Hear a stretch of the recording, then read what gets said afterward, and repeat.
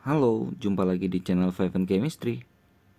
Ini adalah lanjutan part 2 dari part 1 di video sebelumnya tentang tentang pembahasan soal-soal penilaian tengah semester 1 ya, materi kimia kelas 12 semester 1 ya. Nah, ada sifat koligatif, reaksi redoks itu ada di part 1, lanjutannya sel volta elektrolisis di part 2 ini. Gimana soal-soal, gimana penyelesaian ataupun pembahasan tiap soalnya? Yuk langsung kita mulai. Oke, 2021 ini konseptual ya. Jadi satu slide bisa 2 soal. Yang nomor 20 ini ada Zn dengan Ag ya, dikasih tahu ini harga E0-nya. Jadi Zn 2 plus tambah 2 elektron menghasilkan Zn. E0-nya minus 0,76 volt. Sedangkan si Ag plus 0,80 volt. Diagram sel yang tepat untuk sel volta tersebut yang mana? Diagram sel tuh di tengah jembatan garam, di kiri dan di kanan ada pembeda fase ya. Di sini reaksi yang kiri adalah reaksi oksidasi, kanannya reduksi. Nah, kalau berdasarkan data ini, maka yang lebih negatif adalah yang kena oksidasi. Yang lebih positif yang kena reduksi. Jadi yang mengalami oksidasi adalah si Zn. Reaksi oksidasinya adalah Zn menjadi Zn2+. Reduksinya kan si Ag. Tapi reaksinya Ag plus menjadi Ag. Maka opsi yang tepat adalah yang C. Lanjut nomor 21. Ada data potensial beberapa sel. Ini ada dikasih tahu ya. Lalu pernyataan yang benar apa? Nah, sebenarnya dari data ini kita bisa ketemu data satu lagi. Di Zn Zn2 plus Pb2 plus Pb ini kan 0,63 volt. Pb2 plus Cu2 plus Cu 0,47 volt. Nah, dari sini kalau kita gabungkan ini reaksinya, ini bisa kita coret ya. Sisanya Zn2 plus Cu2 plus Cu. Kita tinggal gabungkan saja nih 1,10 volt kan hasilnya. Oke, nah sekarang kita perhatikan dari sini ya. Jadi kan ini kalau ini data 1, data 2, data 3. Berarti kan ini Zn bisa menggeser Pb kan? Kata-katanya karena nolnya positif. Jadi Zn bisa geser Pb. Apa artinya Zn bisa geser Pb? Zn di sebelah kiri Pb. Di deret volta. Lalu yang kedua, Pb bisa nggak geser Cu? Bisa, karena E0-nya positif 0,47. Artinya apa? Pb di kiri, Cu. Berarti urutan mereka begini di deret volta. Atau kalau mau simpel ya hafal ya deret voltanya ya. Nah, jadi E0Cu lebih kecil dari E0Pb. Lebih kecil dari E0Zn. Ya kan, makin ke kanan makin positif, makin gede. Ke kiri makin negatif kan E0-nya. Maka pasti yang A salah. Ya, Cu yang paling positif, paling gede. Cu dapat mengoksidasi Pb dengan Zn. Benar ya. Semakin kanan itu kan oksidator. Semakin kiri reduktor. Jadi karena Cu oksidator yang paling kuat, dia bisa mengoksidasi Pb dan Zn. Ya. Hati-hati dengan ini ya. Oksidator berarti tugasnya mengoksidasi. Cu mengoksidasi Pb bisa karena Cu oksidator yang lebih kuat. Bisa mengoksidasi Zn ya lebih bisa lagi ya. karena jaraknya. Ya, tapi kalau dibalik, Zn bisa mereduksi Pb, bisa mereduksi Cu karena Zn reduktor paling kuat. Hati-hati yang terbalik ya, terbalik oksidator reduktornya. Opsi yang tepat B. Oke, lanjut soal nomor 22. Perhatikan gambar berikut. Ini proses ya, leburan seng di sini. Ya. Nah, peristiwa yang terjadi pada alat seperti gambar tersebut adalah ini ada leburan seng, tapi di opsi di sini ada ion klorida. Maka ini kemungkinan besar pasti ZnCl2 ya. Zn2 plus 2Cl min. Maka di katodenya, katode bermuatan negatif ya.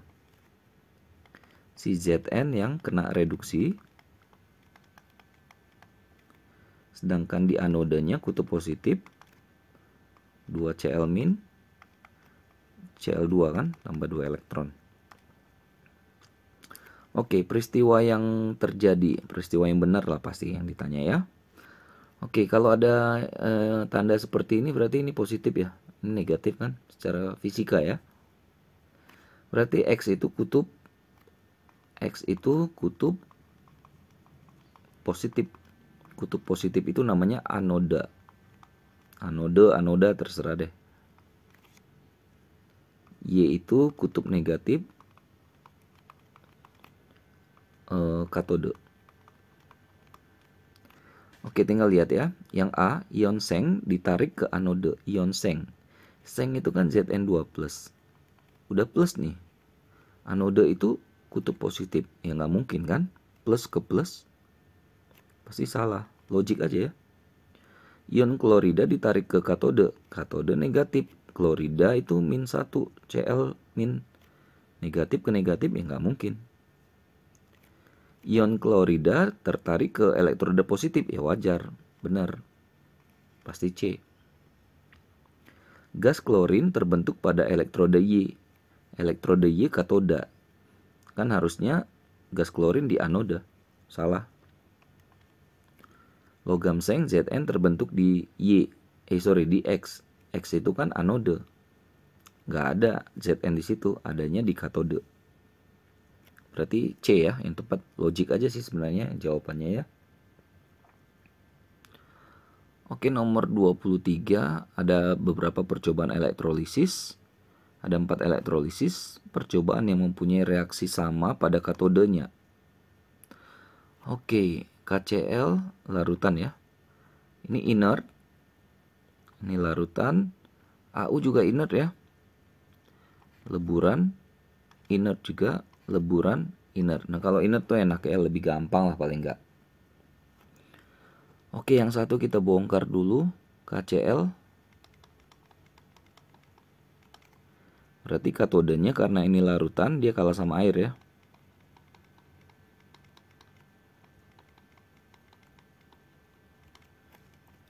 Anodenya ya si Cl- itu.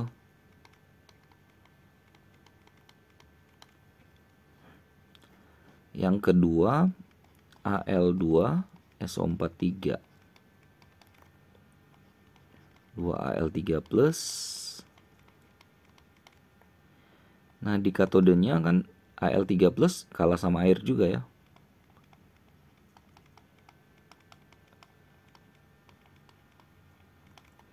Di anode sisa asam oksi kalah juga sama air. Air yang teroksidasi. Dan sebenarnya kan yang ditanya yang sama pada katode. Udah ketahuan nih katode di sini sama. Berarti jawabannya 1 dan 2 kan ini. Oke, coba aja lah latihan ya yang 3.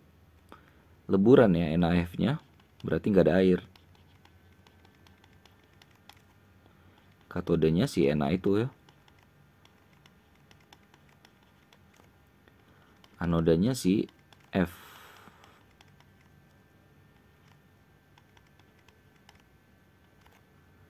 Sedangkan yang keempat leburan CuCl2.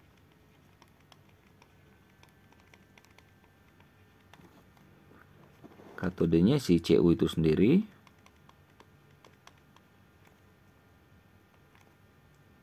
anodanya si Cl-.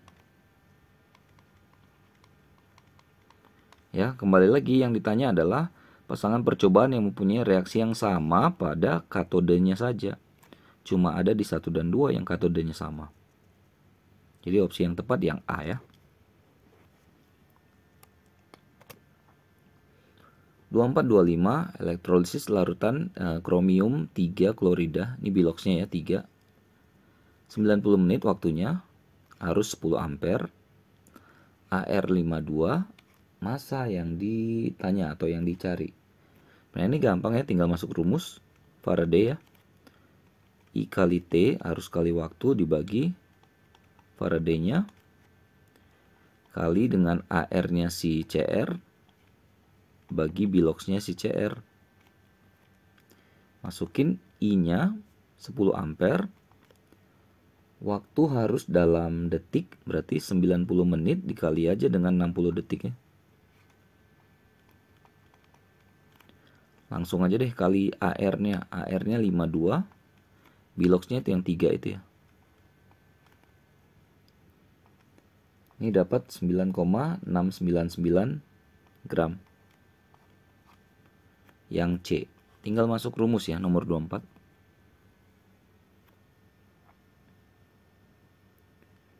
Oke, nomor 25. Ada sel volta ya.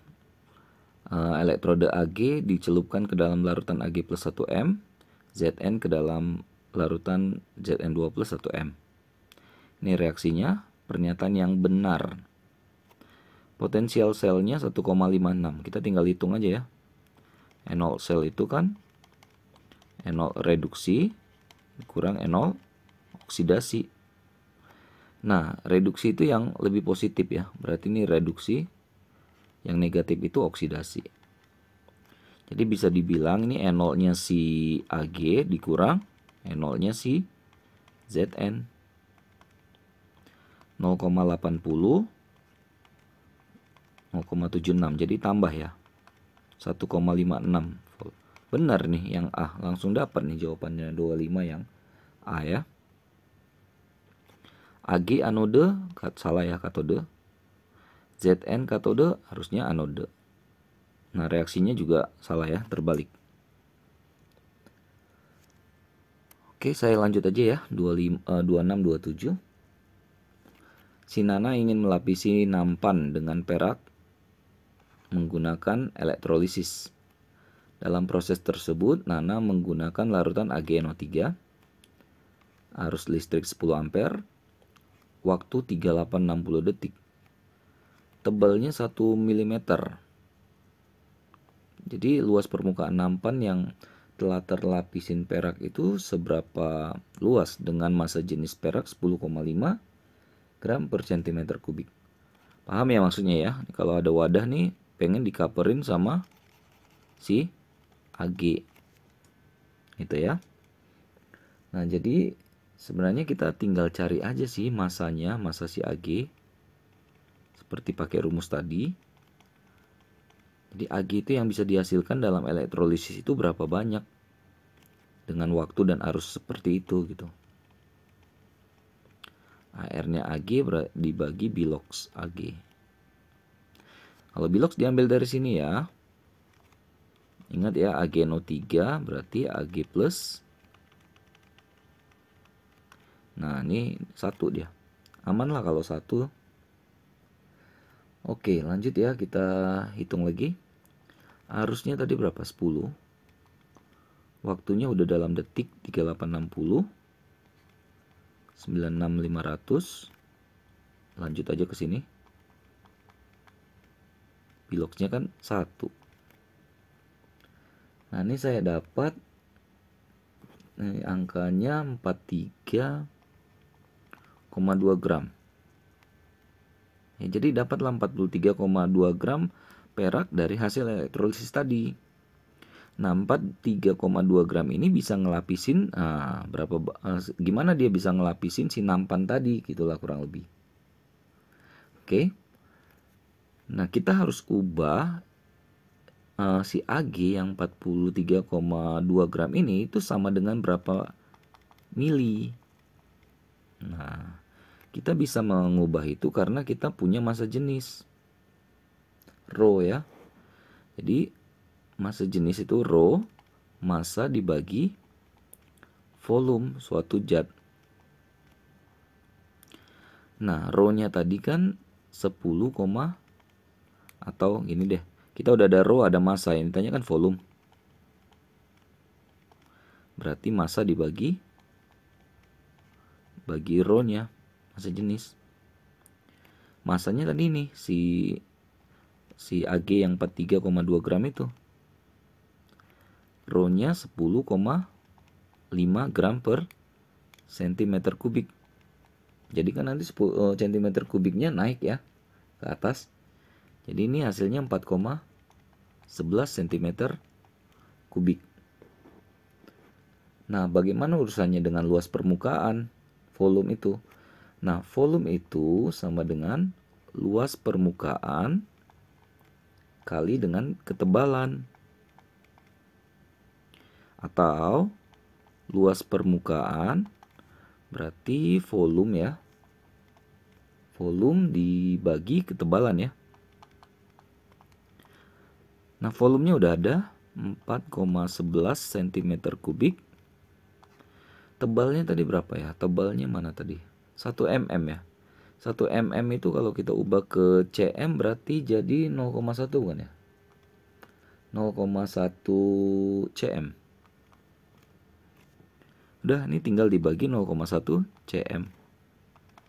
Jadinya 41 ya. 41,10 cm kuadrat bujur sangkar. Udah, itulah luas permukaan yang bisa di cover sama 43,2 gram perak tadi hasil elektrolisis. Cukup ribet juga ya. Oke, 27. Proses elektrolisis arus sebesar 190 kalem ya. Dilewatkan dalam larutan elektrolit mengendapkan 1,5 gram logam X di katode. Si X itu AR-nya 150. Ion X-nya itu bagaimana? Oke, masuk lagi rumus M sama dengan I kali T 96500 kali AR si X bilog si X kan. Nah, ini yang kolom itu ini pengganti ini. Ya, Q itu kan I kali T secara di fisika itu ya. Jadi massa si X, ini massa si X ya, Q per 96500 kali ARX per bilox X. Kita yang mau cari itu biloxnya nih. Udah, jadi massa tadi berapa tadi? 1,5 gram. Q-nya 1930 96500, ARX tadi 150, bilox yang dicari. Oke. Kalau ke sini 1,5 sama dengan ini 0,02 ya. 0,02 dikali 150 per bilox. Atau kalau saya pindahin biloxnya 0,02 dikali 150 per 1,5. 150 bagi 1,5 100. 100 kali 0,02 berarti 2. Berarti X-nya itu X2 plus. Beres.